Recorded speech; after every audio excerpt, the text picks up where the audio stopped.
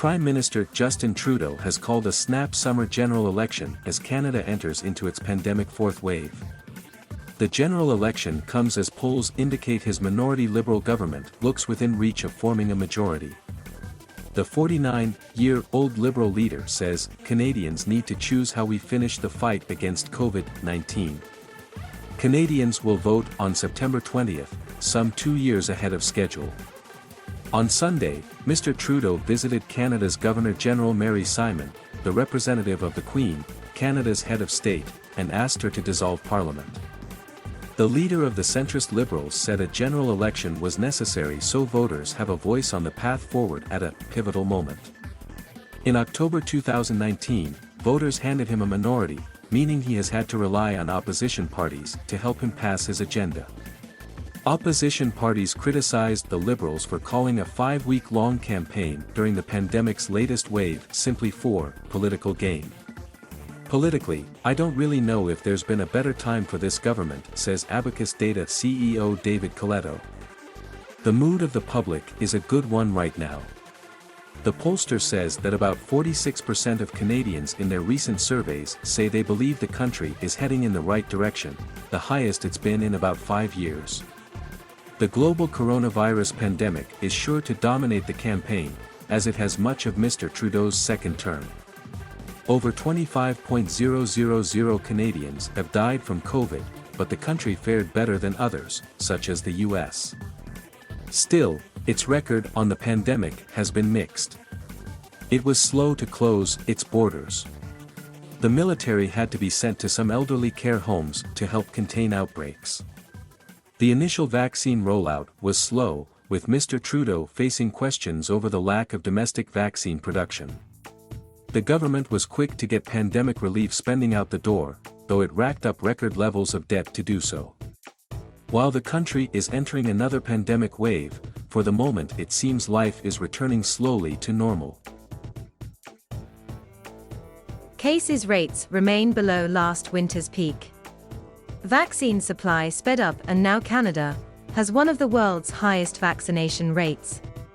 The economy is showing signs of recovery, and provinces are cautiously reopening. This crisis in some ways has been positive politically, says Drew Fagan, professor at the Munk School of Global Affairs and Public Policy at the University of Toronto.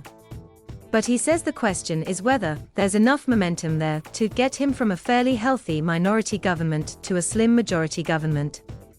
Canada has a fixed election date law, and the next vote was scheduled for October 2023. But minority governments, which are not uncommon in the country, tend to last about 2 years.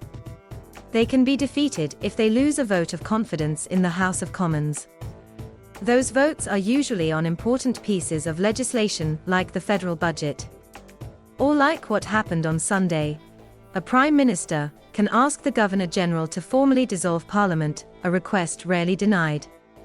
In 2019, months of political scandals, a tough first term, and a bumpy campaign where old photos of him in blackface emerged all took a toll on the Prime Minister's popularity. The Liberals won 157 seats, 13 shy of a majority in the 338-seat House of Commons, and he lost the popular vote. It was also a sharp turnaround from 2015, when he swept into office as a political fresh face, and led his party to a stunning win with 184 seats. It will be both a referendum on Mr. Trudeau's handling of the pandemic and a vote on future plans to the recovery. Affordability and cost of living are also at the forefront of voters' minds. Climate change will be front and center, against a backdrop of the province of British Columbia's summer of devastating heatwaves and wildfires, and with parts of the prairies experiencing severe drought. Mr. Coletto says almost half Canadians say the environment is in their top 5 concerns, up from 39% 2 years ago.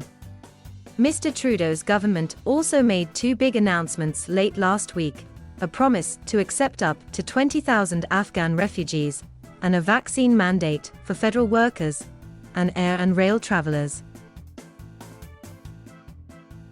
The Conservative leader, Erin O'Toole, has championed vaccines but opposes vaccine mandates in favor of other measures and has been vague on whether all candidates will be required to have the jabs.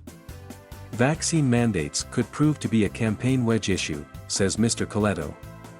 Our tracking shows that more and more of over time are more open to putting restrictions on what people who are not vaccinated can and cannot do, he says.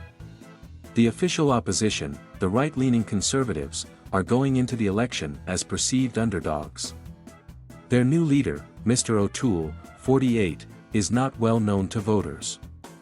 After the party struggled with social and environmental issues in the last election, he's been trying to broaden its appeal, speaking about his support for LGBT rights and introducing a carbon pricing plan early on.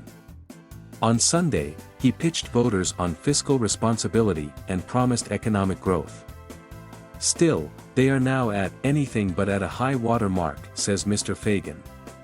On the left, NDP leader Jagmeet Singh, 42, will be entering his second campaign with surveys suggesting his popularity among voters is higher than in 2019.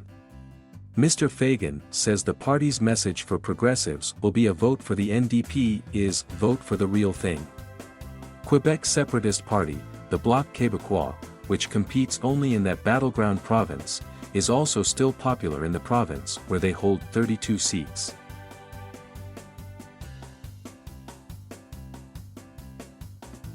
Thank you for watching. Please subscribe